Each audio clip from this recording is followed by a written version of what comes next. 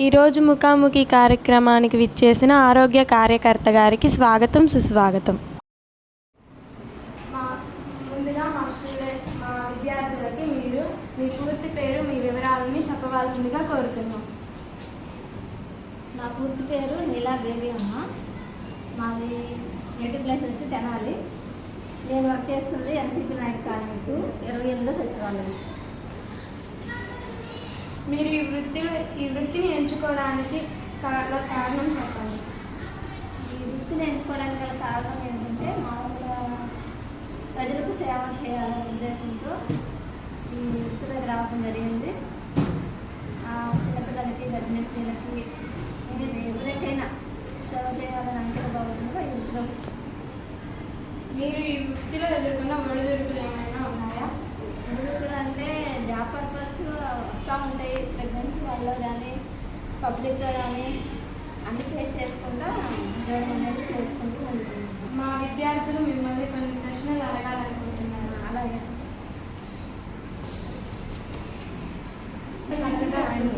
రక్త పరీక్ష అంటే చిన్నపిల్లలు రక్త పరీక్ష చేయడం అంటే ఈజీగా చేసేయచ్చు. మేము చేసే వాళ్ళకి ఏం భయం ఉంటుంది, చేయించుకునే వాళ్ళకి భయం ఉంటుంది. అదేవిధంగా మేము చిన్నపిల్లలకి, గర్భిణీ స్త్రీలకి వ్యాక్సిన్స్ చేస్తూ ఉంటాం.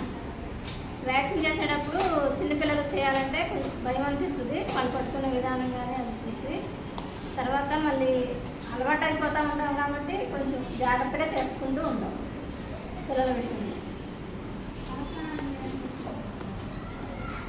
మీ అభిరుచులు తెలపండి. అంటే డైలీ వర్క్ చేసుకుంటూ ఉంటాం. ఎప్పుడన్నా హాలిడేస్ అప్పుడు పిల్లలతో పాటు బయటకు వెళ్ళాం, సినిమాకి వెళ్ళాం.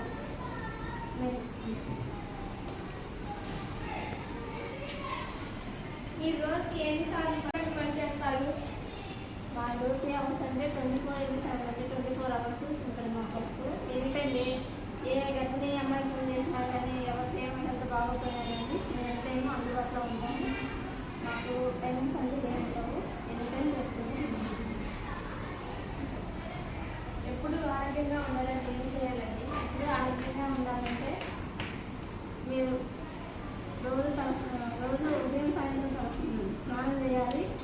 వారానికి 2 సార్లు తలస్నానం చేయాలి. పర్సనల్ హైజీన్, వ్యక్తిగత పరిశుభ్రత పాటించాలి.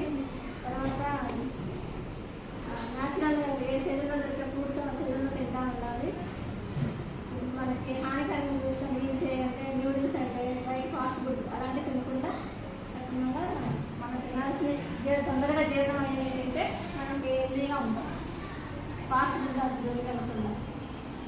మా విద్యార్థులు అడిగిన ప్రశ్నలకు చక్కగా సమాధానం చెప్పారండి.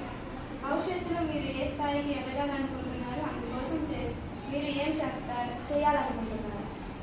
భవిష్యత్తులో అంటే ఈ ఫీల్డ్ మాదంటే లేదు, ఈ ఫీల్డ్ మాది హెల్త్ డిపార్ట్మెంట్ కాబట్టి దీనిలో మాకు వచ్చేది ప్రమోషన్స్.